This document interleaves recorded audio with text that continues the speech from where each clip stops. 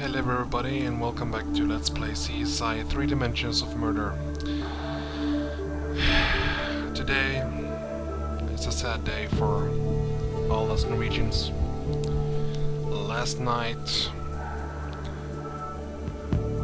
many people were killed in a terrorist attack. Political, most likely. We don't know more yet. We don't know much so far, but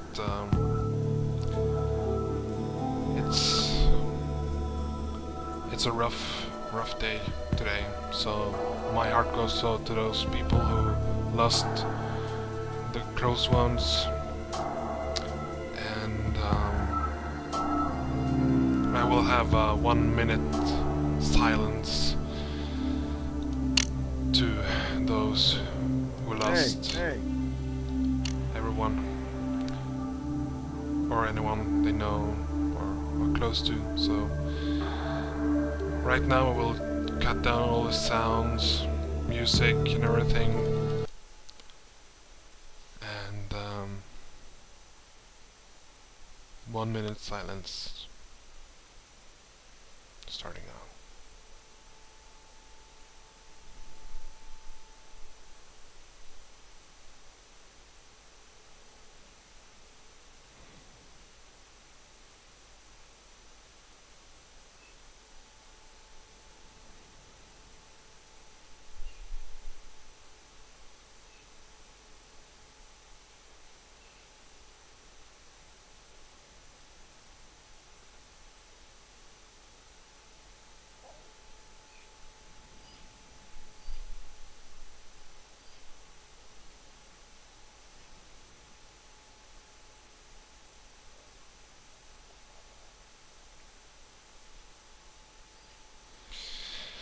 Okay, now to move on with the game. I'll just increase some of the sound. I'm gonna skip the cutscenes because Fraps decides to lag the cutscenes, so we'll go straight into the game. Don't need to play the training level. And of course, noobsy. Noobster. Normal difficulty.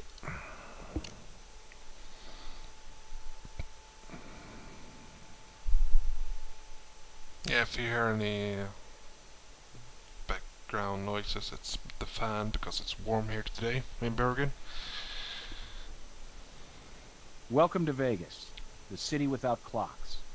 In the casinos, anyway. Here at CSI, time is something we pay close attention to, because the early hours of a murder investigation are key. As our newest crime scene investigator, your credentials are strong, but the proof is in your performance. Yeah, we've got a situation over... Oh, sorry. Didn't mean to interrupt. Catherine Willows, let me introduce you to our newest CSI. Now, what have you got for us? Art gallery owner by the Strip with an unexpected exhibit on his showroom floor. A dead body. Possible homicide. Thanks, Kath. Okay, I'm partnering you with Warwick Brown on this case. He'll help show you the ropes. But your own CSI skills are what we're counting on to crack this case. Catherine, I have lab work to get back to. Would you supervise this case? You got it, Gil. And you should head to that art gallery now. Oh, and remember, as G.K. Chesterton once said, the criminal is the creative artist, the detective only the critic. Okay, let's head over to the first crime scene, the art gallery. And again, skipping the cutscenes. Sorry about that. I don't understand why Fraps decides to go like under 10 FPS from time to time, and now it's like 14 and 15 FPS. So perhaps. Hey, I'm CSI Warwick Brown. I'm glad to have some help on this one. We got a dead Vic on the floor and a live gallery owner waiting on the sidelines. Are you ready? Mm-hmm. Good. Pay close attention. We're in the art world, and if you don't know how to look at something, you won't understand what it means.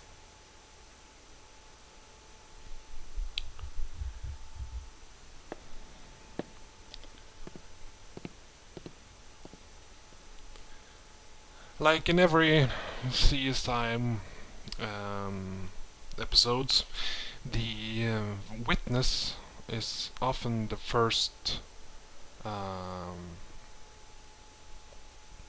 suspect. So we're gonna talk to our witness here, the gallery art gallery owner. What is your name? This is the Nathan Ackerman Fine Art Studio, and I am Nathan Ackerman. My art? Displaying the creativity and, on occasion, the genius of my exhibitors, in a setting that is itself a work of art. Do you mind if we ask you a few questions? Please do.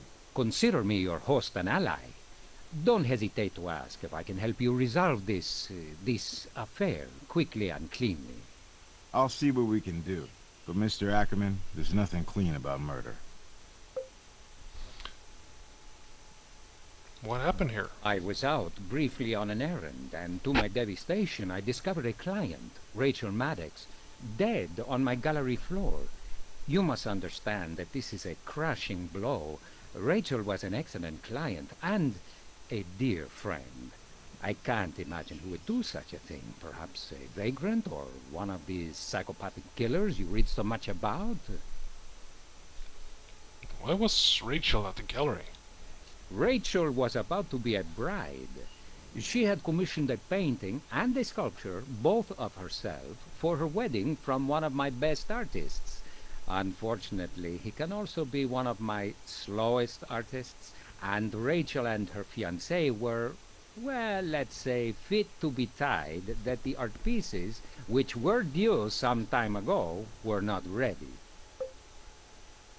Well, what you probably saw at the beginning of this case, you saw her ring finger with a diamond ring. So that explained the engagement, probably engagement ring. So, can we have your fingerprints to eliminate you as a suspect?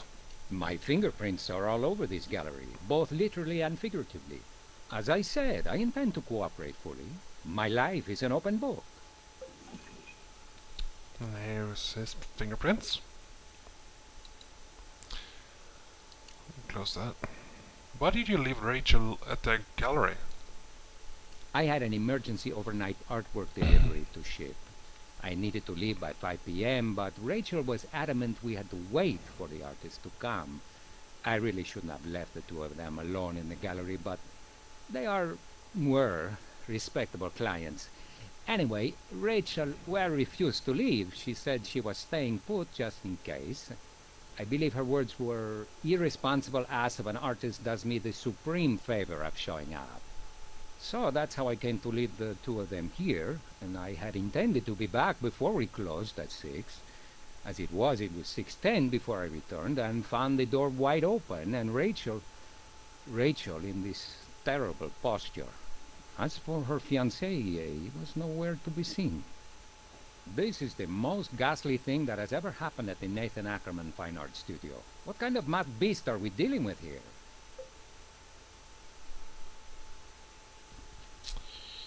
Let's see now. We'll just go for. I have no more questions for you because we're going to process the crime scene and see what we have. 60 large for an earthbound bird? If art theft was the motivation, why not take the other two birds as well? That's about 110,000 Norwegian kroners, I believe. As you can see here, there are some fingerprints here, and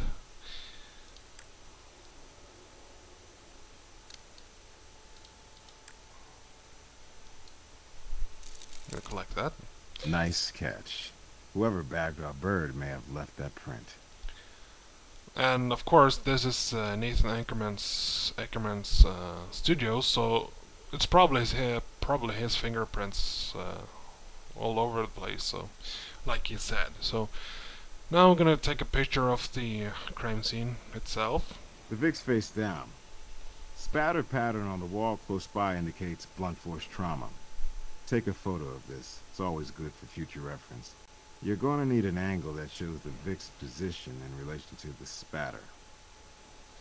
And that is right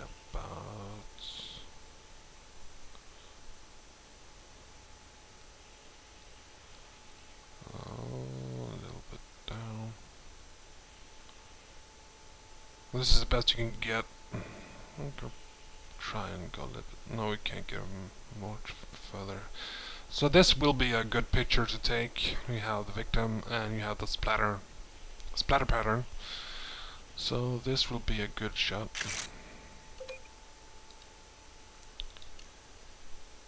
Too pretty, too young, and way too dead. Pay close attention to the body. There could be evidence anywhere from head to toe. Okay, let's have a look. So, here we go. You see that? Smudge over there. Hey, maybe we just got lucky. That blood print says somebody's shoe picked up transfer. Mm-hmm.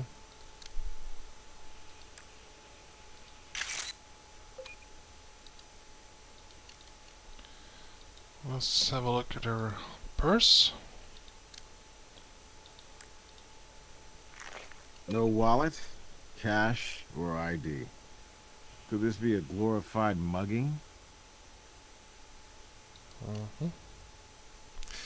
We can, like I said in the training video, we can go in deeper into the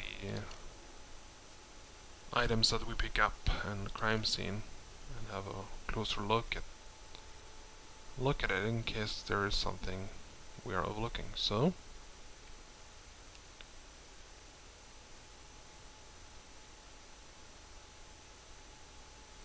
far nothing. Excuse me.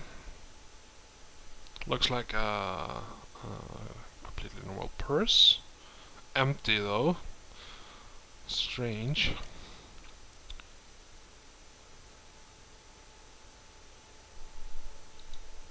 The blood flowed from the head wound and naturally pooled around her. That suggests she bled to death right here.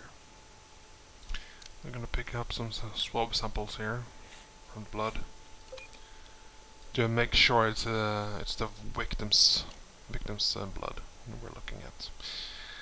And here you see the engagement ring. Whoa. With a rock like that left behind, I doubt we have a robbery. This was personal. Yeah.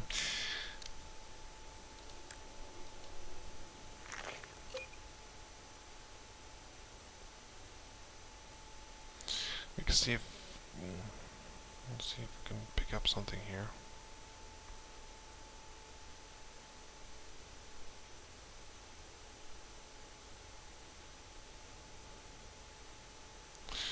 So far nothing. Continuing on.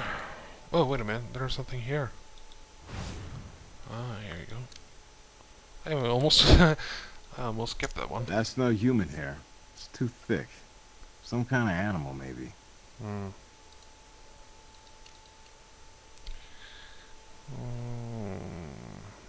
want you to note the blood spatter here. For a visual pattern like this, you'll want to use the digital camera. Then you can get the blood afterwards. First, like I said, picture.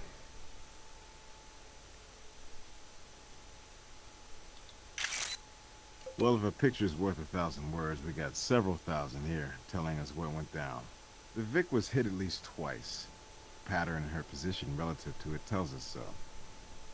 The first blow probably caused the puncture wound and sent her to the ground. The second blow, while she was down, created the blood spatter.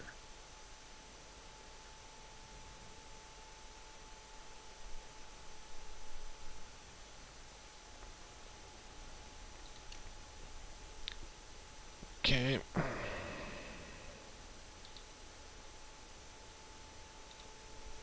No, I'm sorry, no. What happened in full cooperation? Your life an open book? My life is an open book, that I pledge to you. But I can't allow this door to be opened. I may seem inconsistent, but there are many expensive, even priceless objects dark back there, and I cannot risk damage. Particularly when I see no relevance to your investigation, since it's been locked throughout this entire unfortunate affair. I'm sorry, unless you have a warrant, I just can't allow you to go flinging your fingerprint powder around and spritzing your various sprays. Well, that could be misinterpreted. Let's not go into details there. What is the artist's name? Patrick Milton. Many of the works in this showroom are in fact his. He's not a critical darling, considered by some too commercial, but the public loves him, and as long as they do, so do I. What time was Patrick Milton expected to arrive? Ah, that was the spark that lit the fuse of the argument between Rachel and Mark. The artist had vowed to be here with the finished painting and sculpture first thing this morning, but he didn't show up at all. Not the first time, and Rachel flew into a rage when he did not appear. What is your relationship with Mr. Milton? Heavens, our association goes back years, almost a decade. Quite frankly, he's the star here. I've displayed and sold hundreds of his works.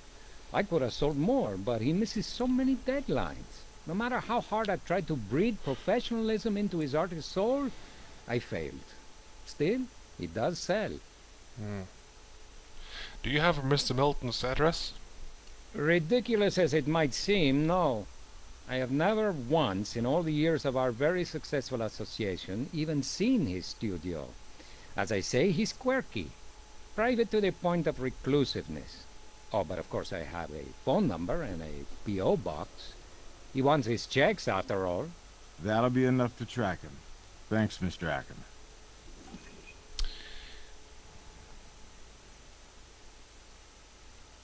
I'm just gonna go on a limb here. Nothing. Okay. Can we look at your shoes? Be my guest. Here, you see that? Yeah. Here we go. We got something here. Let me use luminol. Close. Okay. Try using a similar tool. It wasn't luminol, it's this Leuco crystal violet thingy. I'm not good at pronunciations. There you go. Just want to swap this.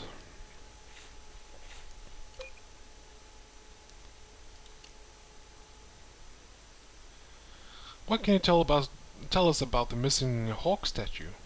Oh, I can tell you it's a disaster. That's one of our most valuable pieces. Hawks are a specialty of Mr. Milton's, and that's a signature work. Any Milton collector would kill to... excuse me, that was an unfortunate burst of hyperbole. But I can say with no exaggeration at all that the perch predator is an expensive item indeed. And I'll be calling my insurance agent as soon as we're done here. Do you have a photo of that missing statue?